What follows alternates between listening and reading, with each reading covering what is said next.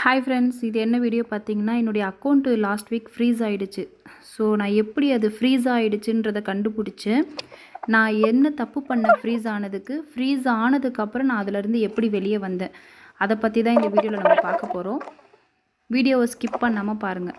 Same time வந்து பார்த்திங்கன்னா, ஒரு டைலர் பிகினர்ஸ்க்கு நார்மலாக பேண்ட்டு கிளாத்தை எடுத்து வச்சு ஒரு ஸ்லீவ் எப்படி டிசைன் பண்ணலான்றதை இந்த வீடியோவில் அப்லோட் பண்ணியிருக்கேன். வேணுன்றவங்க செக் பண்ணுங்கள். இப்போ வீடியோக்குள்ளே போகலாம்.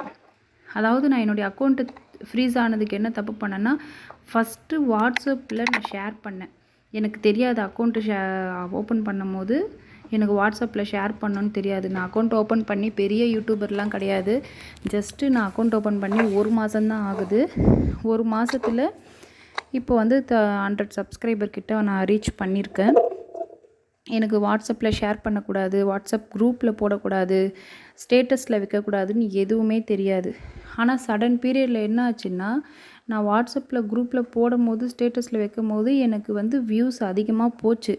ஒரு கொஞ்ச நாள் முன்னாடி வந்து வியூஸ் அப்படியே கம்மியாச்சு. எனக்கு தெரியல என்ன இது மாதிரி கம்மியாகுது அப்படின்னு சொல்லிட்டு நான் வந்து ஒரு யூடியூபரை ஃபாலோ பண்ணுறேன்.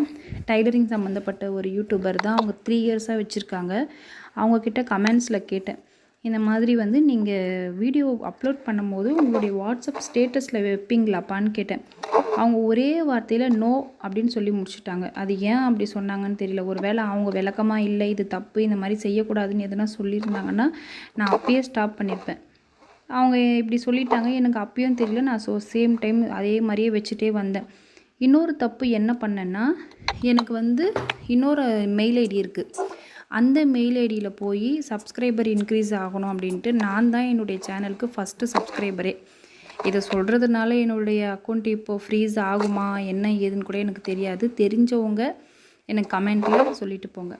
அந்த ஜிமெயில் அக்கௌண்ட்லேருந்து நான் என்னுடைய இதுக்கே நான் சப்ஸ்கிரைப் பண்ணி வச்சுருந்தேன்.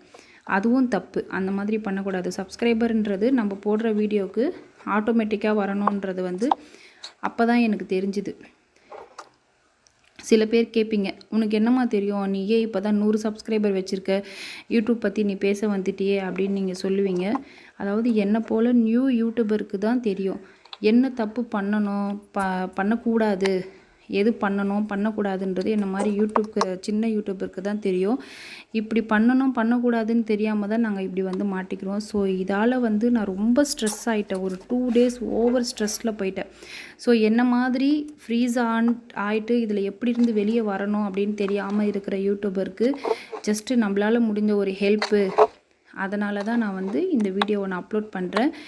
இது வந்து வேறு யூடியூபுக்கு வேறு ஒரு கண்டென்ட்டு, நீங்கள் டைலரிங் கண்டென்ட்டு, இது வேறு கண்டென்ட்டு அப்படின்றதுனால கூட என்னுடைய சேனல் ஃப்ரீஸ் ஆகுமான்னு கூட எனக்கு தெரியாது.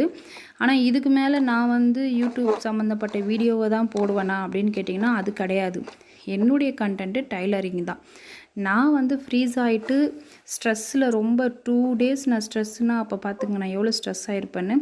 அந்த மாதிரி ஸ்ட்ரெஸ்ஸு வந்து எத்தனையோ பேர் யூடியூப்பில் வந்து நம்ம ஏர்ன் பண்ணலாம் அப்படின்ட்டு நிறைய பேர் ஏர்ன் பண்ணுறதுக்கு தான் யூடியூப்க்கு வராங்க.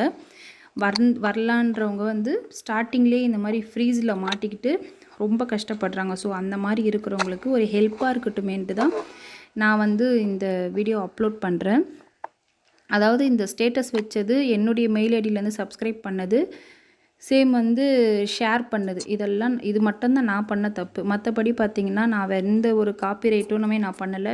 வேறு ஒருத்தவங்க வீடியோ எடுத்து எடிட் பண்ணுறது அந்த மாதிரி எந்த தப்புமே நான் பண்ணலை. சரி, ஓகே, நான் எப்படி வெளியே வந்தேன்றதை பார்க்கலாம். இதையும் வந்து நான் ஒரு யூடியூப் சேனல் மூலயமா தான் நான் தெரிஞ்சுக்கிட்டேன். 2 டேஸாக ஸ்ட்ரெஸ்ஸில் நான் சர்ச் பண்ணி தெரிஞ்சுக்கிட்டேன். யூடியூப் சேனல்லேருந்து தான் தெரிஞ்சுக்கிட்டேன். உங்களுக்கு வேணும்னாலும் நீங்கள் அந்த மாதிரி ஃப்ரீன்னு போட்டு சர்ச் பண்ணிங்கனாலே உங்களுக்கு கிடைக்கும். அந்த மாதிரி ட்ரை பண்ணி பாருங்கள்.